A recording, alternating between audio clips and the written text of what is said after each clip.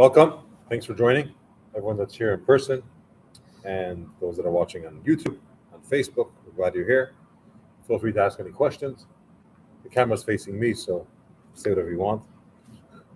And of course, those that are online, you could ask live, you could ask on the replay. We're glad you're part of it. And of course, subscribe and share. So this fellow comes to the bakery. He tries to buy a challah. Chooses a nice brown crusty challah, and the clerk says it's $5. $5 for the challah. It used to be $1. He says, yeah, it's $1 for the challah and $4 for Israel. Okay, fine. Here's $5. And comes back the next week. He orders a challah, a couple rolls, a bagel, cookie. How much is it? It's $20. $20 for this? Well, no, it's only 10, but 10 for Israel. 10 for Israel. Last time it was like 4. Okay, gives him $20. The next week he comes back, he orders challah and cake and a couple other cookies. How much is it? $30.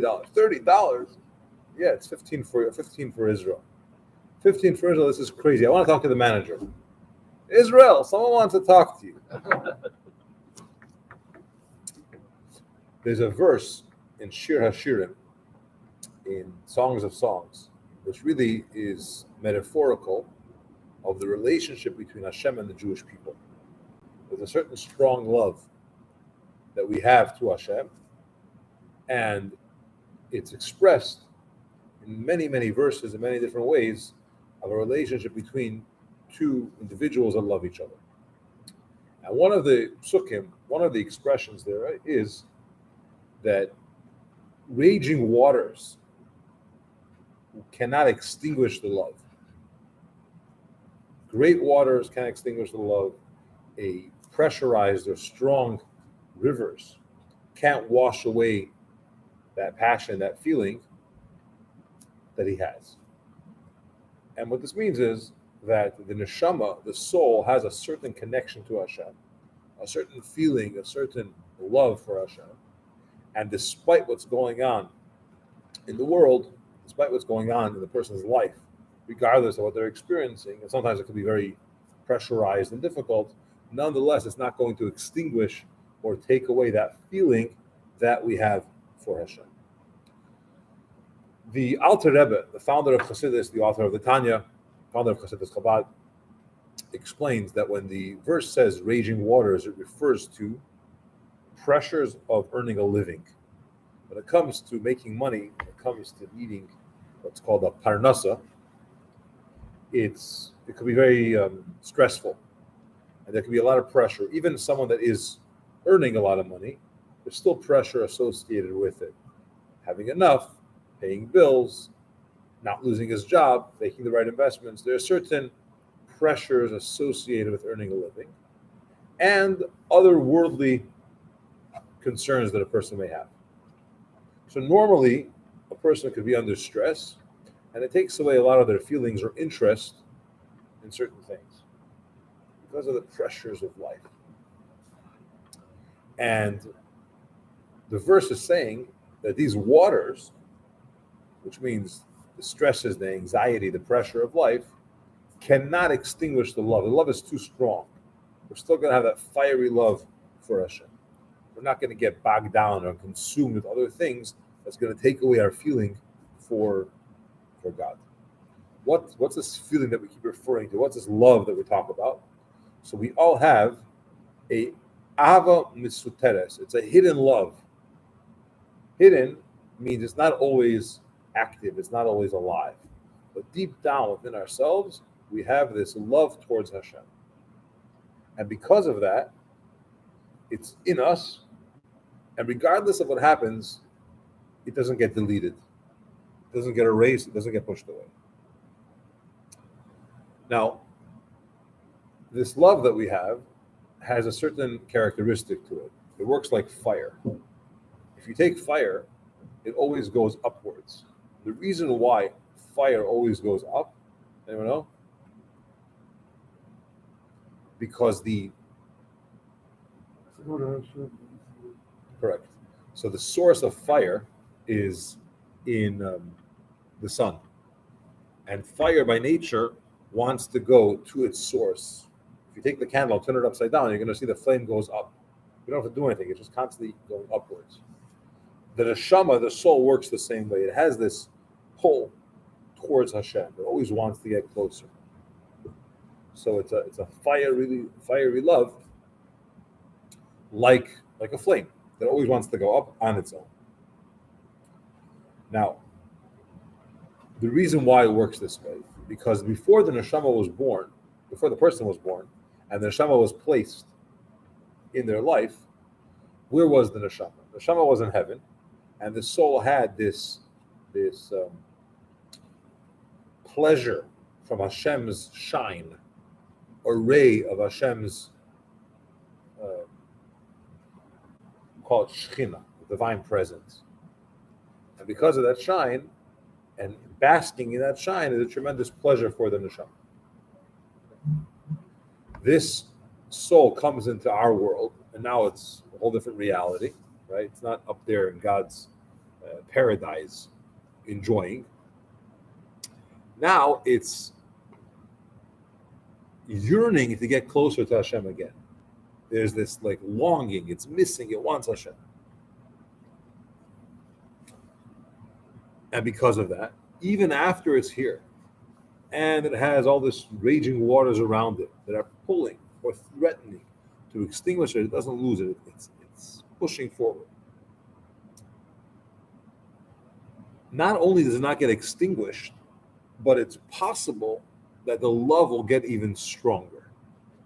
Okay, so what he discusses here is two different levels. Number one, despite what goes on in life, the pressures, the anxiety, the stresses of life, we're not going to lose that feeling that we have for Hashem deep down. It's even referred to Kabbalistically as hidden love, because sometimes it's not very active, but it's there. And because it's there, it could become alive again. So regardless of what's going on in life, the problems of life, we still have it. Not only do we still have it, but in a way, as I'll explain, this love could get even stronger and much more alive and passionate through that process. That's what we call the class riding the wave. You could lose the love, or the love could get stronger as a result. Now, why are we talking about all this stuff today? What's the connection? So the parsha is Noach. Noach was a great tzaddik, very righteous person, despite the fact that all of his generation and all the people that lived there at that time were bad people, really bad, like stealing, cheating, lying, all interpersonal stuff. They were very corrupted. And nature is that when you live in a society and an environment and in a social circle that is negative, it tends to rub off. It's just natural. It's how it works. So Noach, despite the fact that everyone around him had a certain behavior or class of living, he rose above it and he behaved the way he was supposed to. And that's why Hashem chose him over anyone else to be the one that is going to save him and his family. Okay. Now, well, But no matter what quiet, he didn't like to talk no one. He was a quiet guy? I'm not sure. Well, he definitely wasn't too influential. He didn't bring anyone on board, but yeah, he didn't let people know what he's doing. I don't know if we take it so far he don't like people, but when Hashem told him to build an ark, it took him 120 years. And the reason why it took him 120 years, there's a lot of other ways to build an ark. I mean, they say that the Titanic was built by professionals, and the ark was built by amateurs. The Rambam in Deus says that if you can't find a just society, you should go into the desert and just be by yourself. So. Yeah. Right. But the thing is like this, that Noach was the one that Hashem chose when he brought the flood. He was to build an ark. The ark took 120 years to build. The reason why it took so long is in order that Noach should afterwards go during that process and convince the people to do tshuva. Everyone's going to be talking to this crazy guy. He's building a cruise. It's huge. It's 3 floors. It's very big. What's your problem? And he's going to tell them, well, what's my problem? You're the one that has a problem. I don't know. Problem. There's a flood coming because you're wicked. And I'm going to be saved because I'm not wicked. It was not successful. He didn't manage to convince even one person to improve their ways and join it. It was him, his wife, his 3 sons, and their wives. And then the animals and so on, but didn't get anyone. But separate discussion. If we have time, we could address that. But the concept is that Hashem brought the flood. He saved Noach and his family, and then he made a promise. And Hashem said, I'm not going to do it again. We're not going to bring a flood and destroy the world again. Okay. Now, Noach, the name Noach, it's interesting. The name of something expresses what it is. The name of a person especially tells you a lot about the person's soul, their energy, and what makes them tick. Noach represents a certain pleasantness. In Hebrew, the word Noach means pleasant.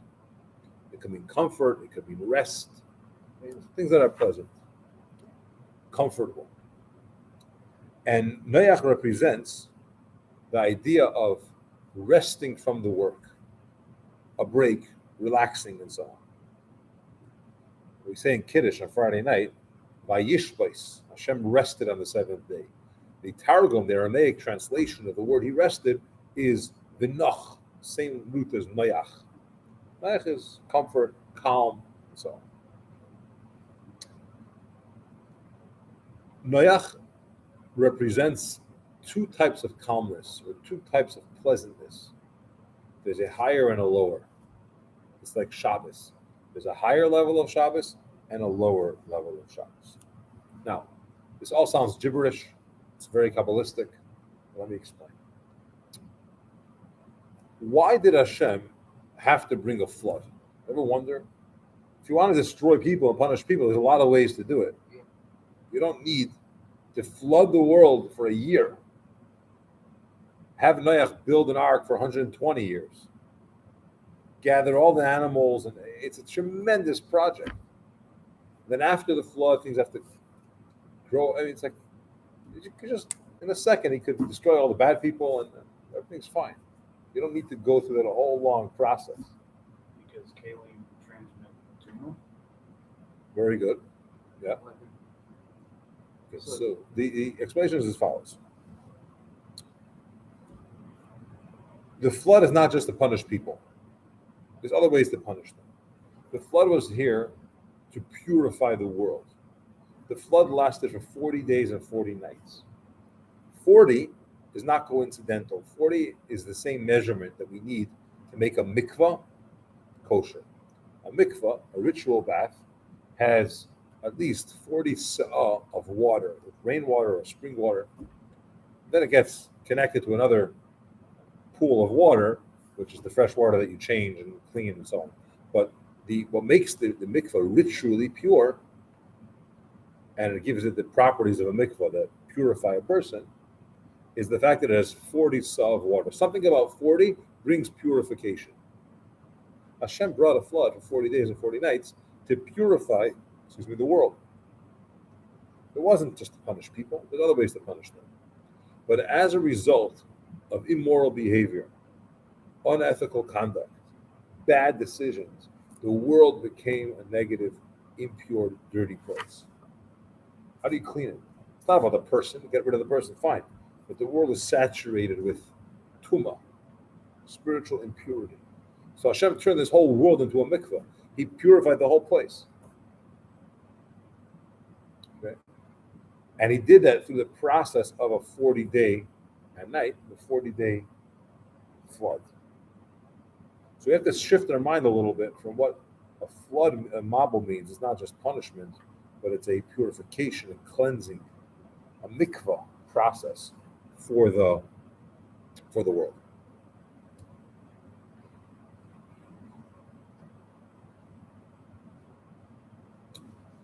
Which helps us understand another interesting thing. Why is the waters of Noach referred to as the waters of Noach? He was the good guy. The waters of Noach were a flood. It's like you're naming the hurricane after the good guy.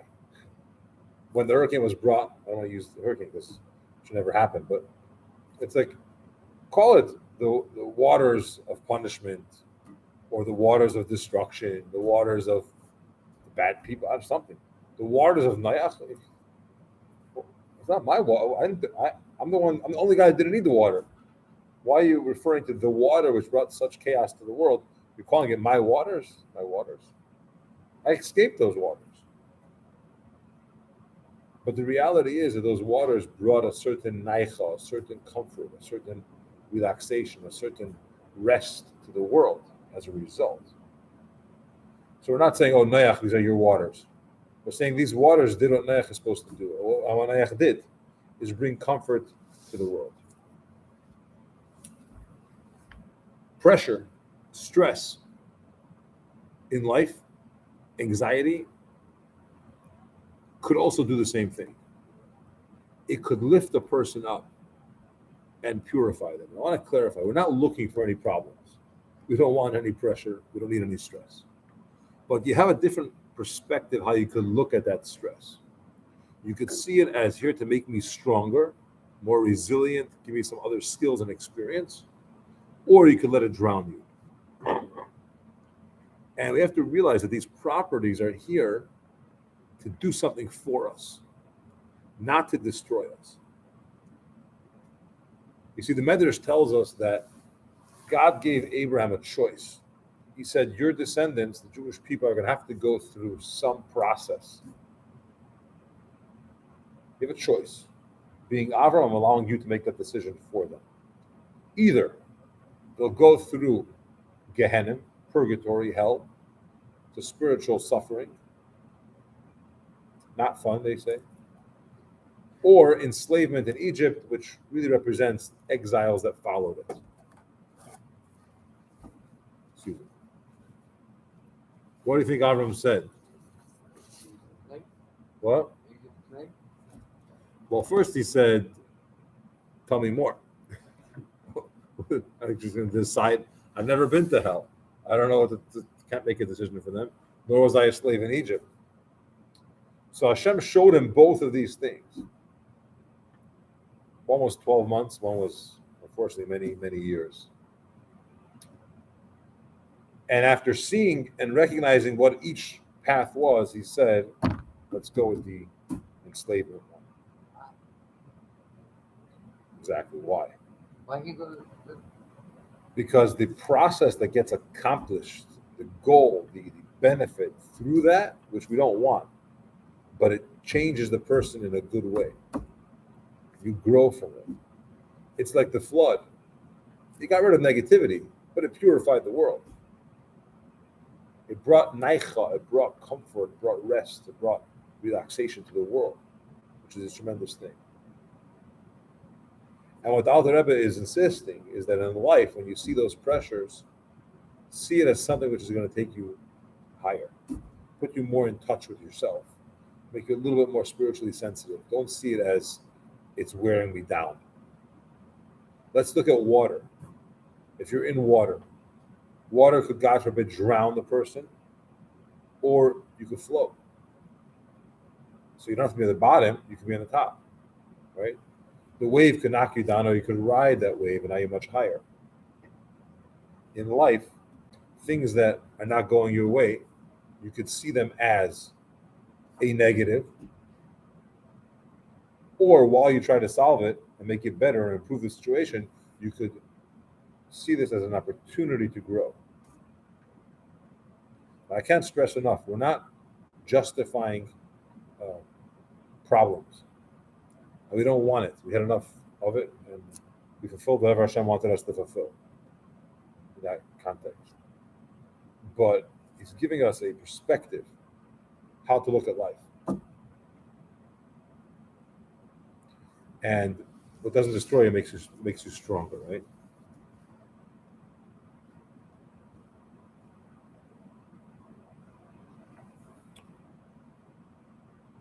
Let's take this a little bit further. there's something that happens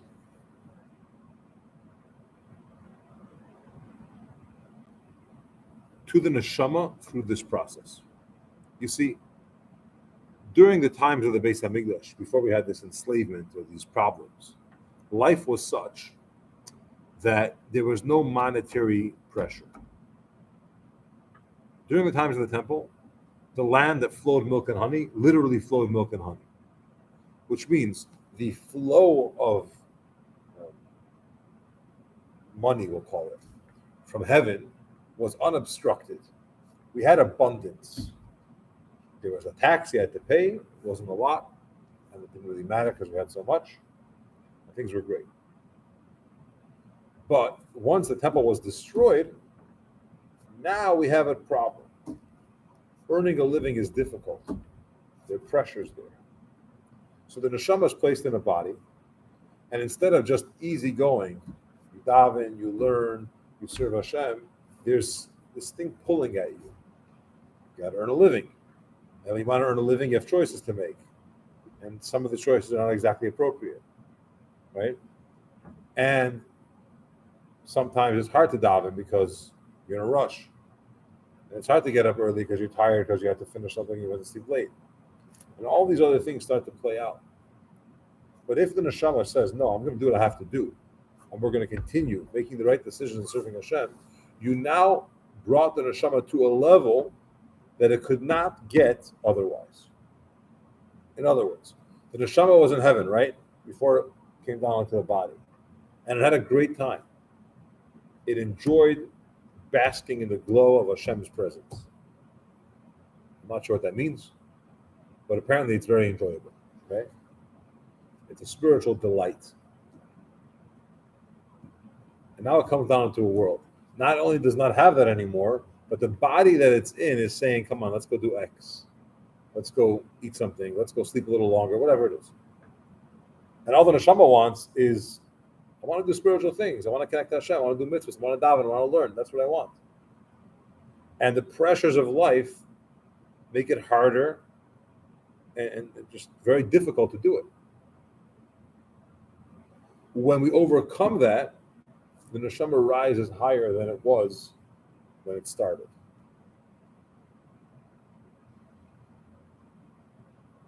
Which is why we go through that. Why does it work that way? So we have a principle, and pay attention, this is very fundamental. There's two types of light. Okay? There's straight light, and then there's light that comes out of darkness. Light that comes out of darkness is a greater light. Okay, so two qualities of light. There's direct light, then there's light which is a result, a product of darkness. Light that's a product of darkness is way better than straight up light. The neshama, through going through life, gets a greater level of light. And because of that greater level of light, it's worth everything. And the risk and so on.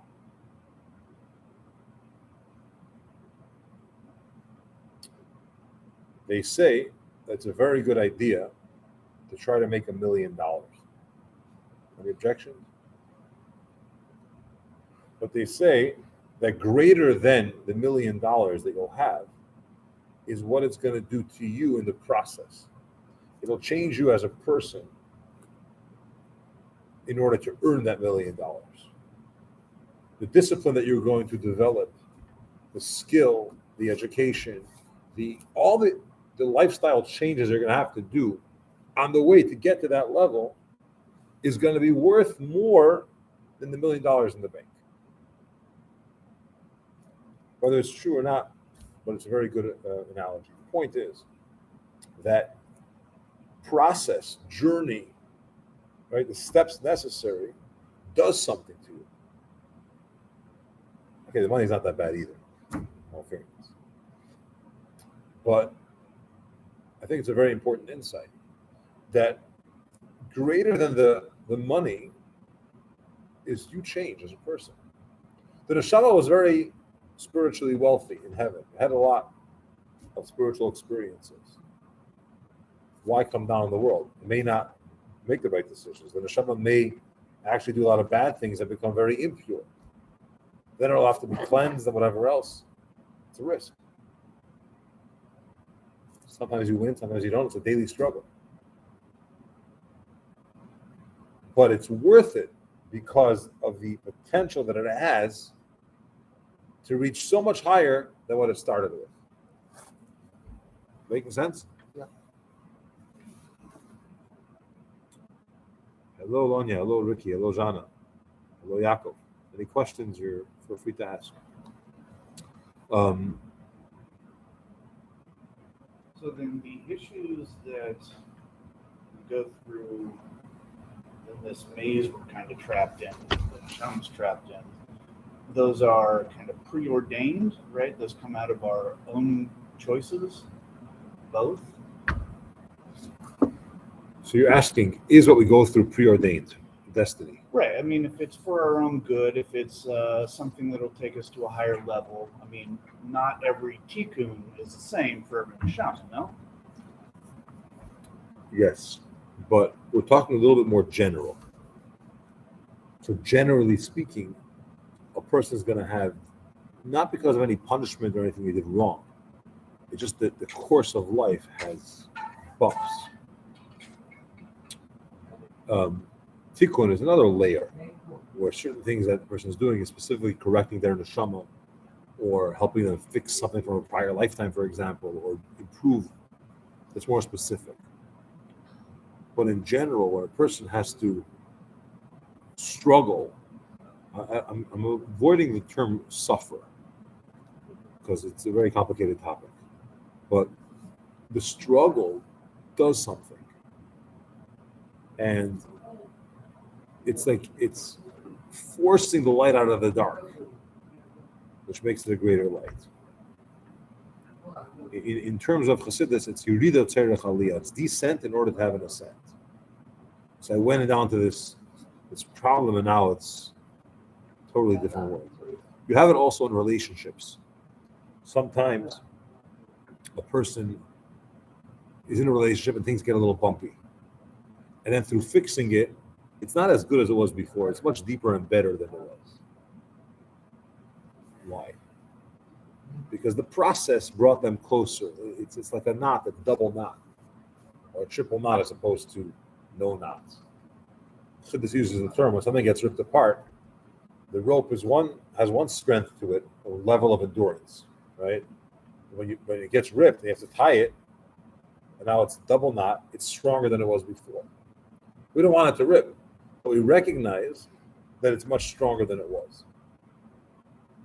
So there is this idea that the flood, which is destruction, there's no other way to explain it, wasn't just destruction. It was 40 days to purify the world. It wasn't a drowning, it was a floating opportunity. It brought neichel, comfort to the world. And in our own lives, we all have floods in our life. What it calls just annoyances of earning a living. Annoyance is not the right word, he has a much stronger term. Tirda, worries, frustrations. Are there any other examples of light coming from the darkness? I mean, is there? God for life. So it's a spiritual thing. Sorry. The spiritual light that we're talking about, but it's an analogy in a literal sense. When you create light out of dark, the light is a much superior quality. Now, how do you create light out of dark in the physical sense? It doesn't happen in the physical sense. It's a spiritual thing, but it means that when something is bad and you manage to transform it into good, it's much greater. A similar example, not exactly, is when you make food and you change a flavor. So bitter, you can't eat it, it's bitter. But if you do the right things to it, you turn that bitterness into a delicacy. It's now a delicious, spicy food. What do you mean? It's bitter. Sweet is sweet, bitter is bitter. It's true. But what's greater than sweet, if you appreciate it, is the bitterness that is now transformed to be edible. The right amount, the right connection or blend with other flavors. Now it's amazing. In a sense, you have the same thing, where something which is bitter or negative is now good. Abraham recognized Kadosh Baruch Hu out of all of the idolatry you could not, right? Correct. Well, yes. Okay, so thanks for bringing that up. We have to be careful. Welcome. We have to be careful because there is a certain danger to say that bad that leads to good is worth it, right? Because you don't want to knowingly put yourself into a problem, okay? And you don't want to take the risk on your own. We say in davening every day, in the morning blessings, don't bring me to challenges, to tests. Why? Test is great. A test on a tea or coffee or something. A test takes a person to a level that they could not get there on their own. Right? If you overcome a test, you become so strong, stronger than you were before. Right? You had a challenge, a difficulty, and now you're stronger than you were. It builds you.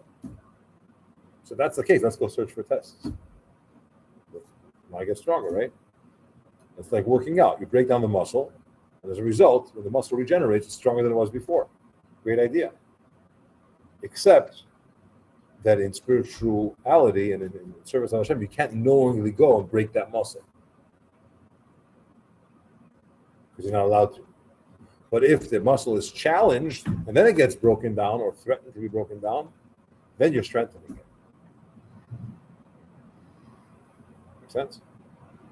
So we ask Hashem every day, don't bring me to any tests because we're concerned we may not pass them. But when we have the test, we ride it. It's amazing. We can do this. So what this means for Noach is the flood is being called the waters of Noach. Why? Because it brought a certain Noach to the world. What's Noach? Comfort, rest, pleasantness, the opposite of anxiety, pressure, and stress. But it's not just that he fixed it. We grew from it. Hashem promised, I'm never bringing this again. We didn't have that promise before. The world was always in a, Hashem could bring a flood. Now it's never going to happen.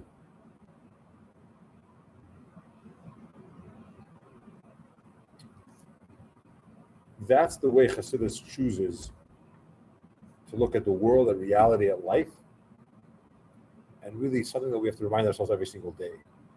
That a challenge is, it's a step that's going to take us higher. So what we started with is this verse from Shir HaShirim, Song of Songs, that says, raging waters cannot extinguish the fiery love. Fire and water don't work together. Water will extinguish fire. Nothing you can do, right? It's just the nature of it. Unless the water is lifting it. And then it's above, and all the water is doing is just making it stronger and higher.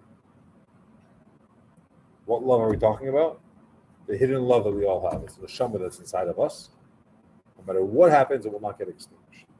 And that's why you find very often, I see it very often because I'm blessed to have the opportunity to interact with many, many different Yidden of all walks of life.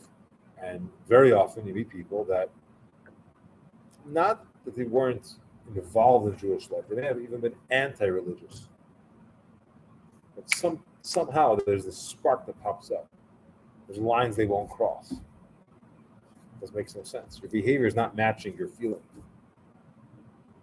But what? When you go so strongly against something, it typically means you're trying to convince yourself.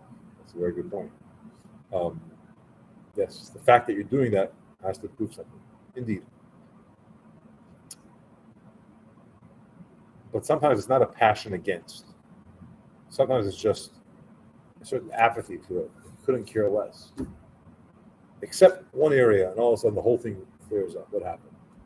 The hidden love that's there was awakened, but the fire that's there was flame was fanned. Now it's alive and strong. It's an example of this hidden love that Al was talking about that exists within each and every one of us. It's how bringing it out. There's a great analogy. I think Chase Tao was using it in one of his Tanya classes years ago about a fellow that went. He was not religious. He would go out with his buddies every Friday night. Go out. I don't mean to show. Okay. Whatever restaurants, bars, whatever it was their thing. He was Jewish. They weren't. And the restaurants they went to were not kosher, and they got there on Wednesday, not allowed to get there on Shabbos, and etc. etc. In any case, one week he comes home and he tells his wife, "I'm never going out with this group of friends again. They're terrible. What happened? They're terrible. I'm not doing it." What's so terrible? They're your friends for years.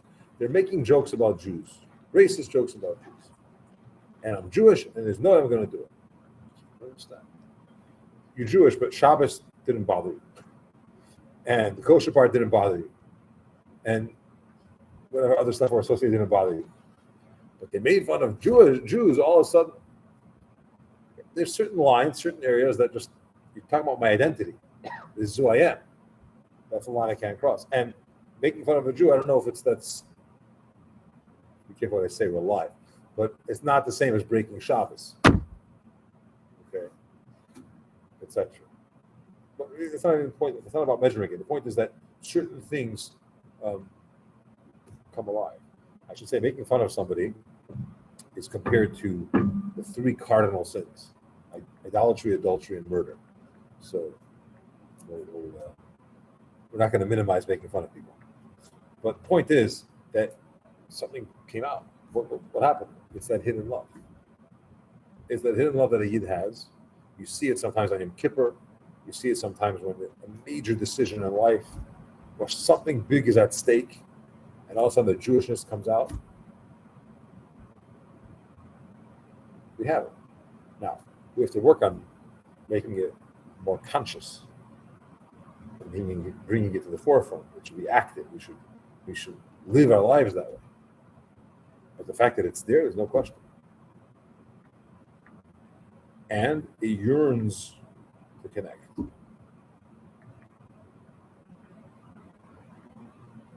So does the F.R.E.E. give tips on how to use these challenges to reveal this?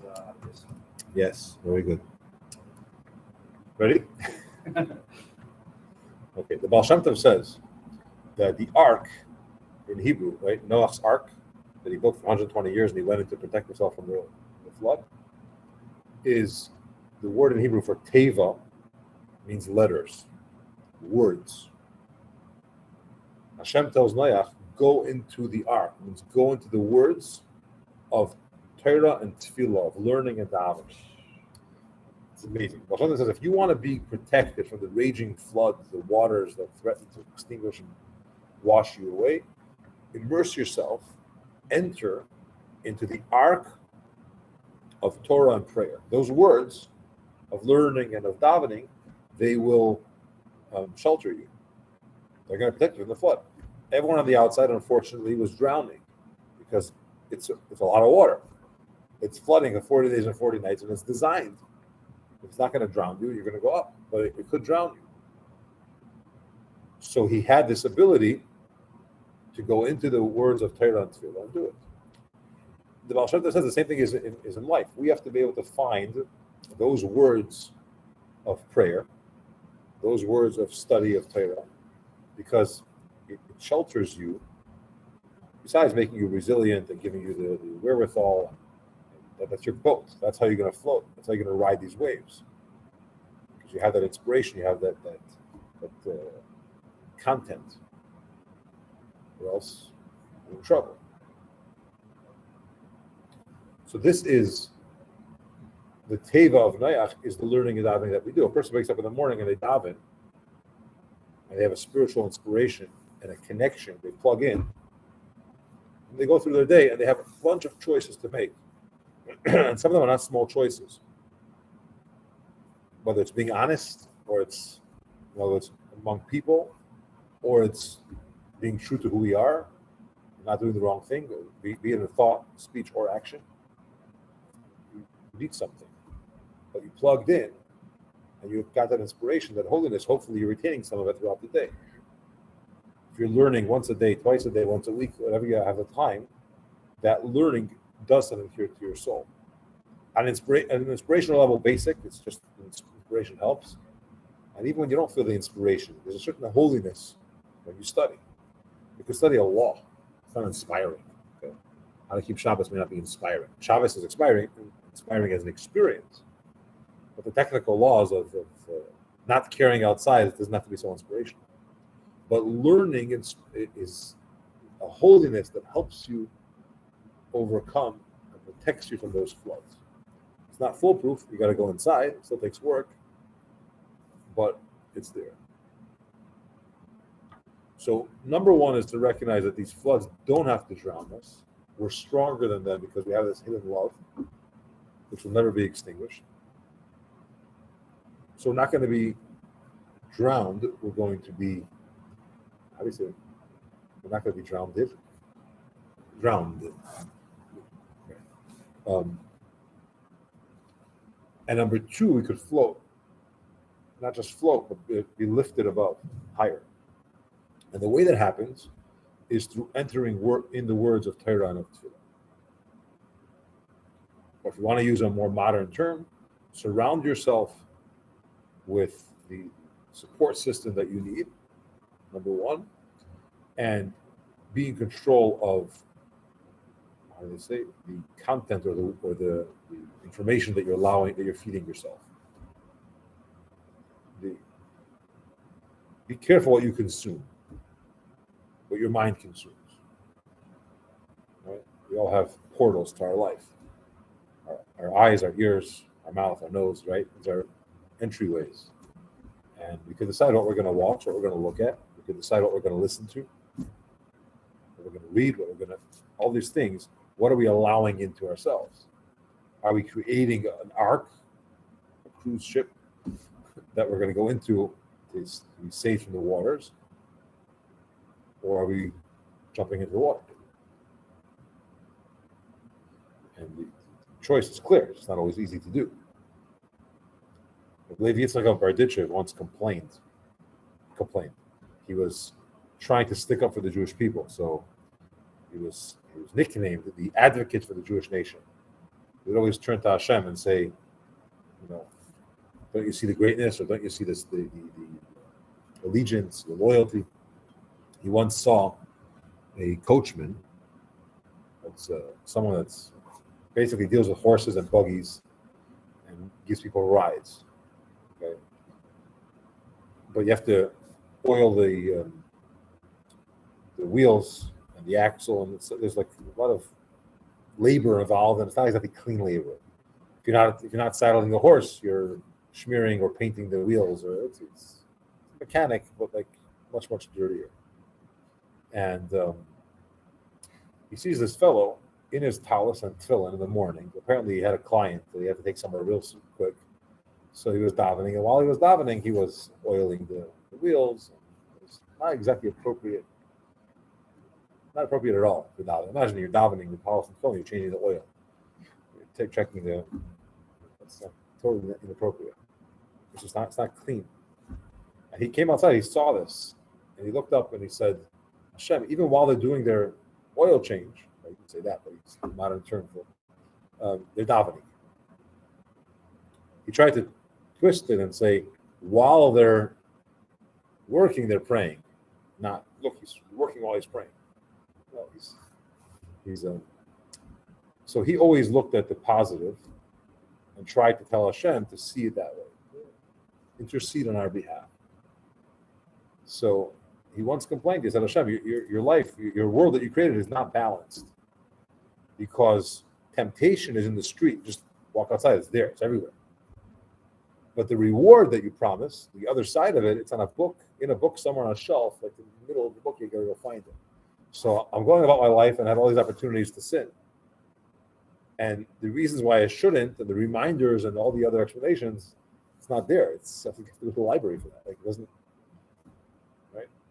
But the point is that we know what it takes. We have to just decide to do it. We have to go into that arc. We have to use it out. There's a teaching from the Alter Rebbe that says you have to live with the times. It's today's again guy. Living with the times sounds like current events, right? Just be in the know. It's not what it means. He wanted from his Hasidim, and really from all of us, that we should live with the times. The times means with the parsha of the week. Every section, every portion of the Torah that we read that week has a message for us that week. Not just that week, but if you divide it per day, there's how many days in a week, according to most opinions? They once tried to make a 10-day week. Napoleon. What was it called? Napoleon. Oh, really? It's not who it was? Yeah, to try to get rid of the power of the church. It didn't work. No. It's something about the 7-day cycle.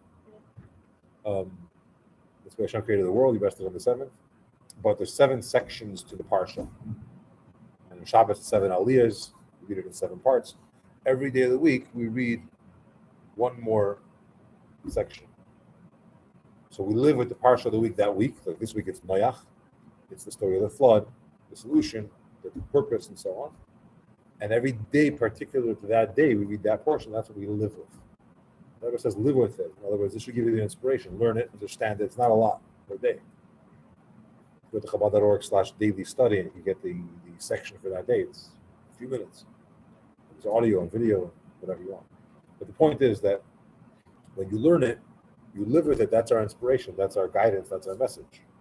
This Torah is timeless. It applies to all people, all situations, all eras.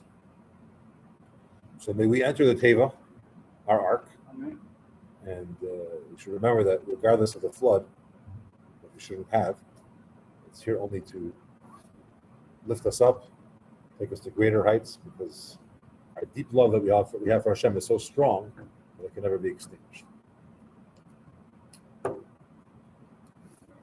Let's pause or stop for questions, comments, rejection, objection.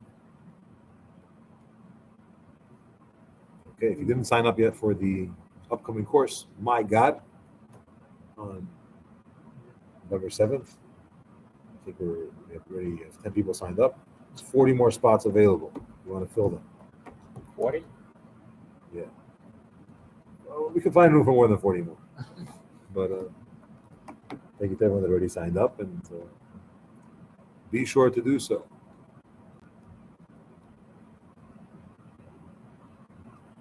Okay, we'll turn this off. Thanks for watching, everyone. Yeah. See you soon.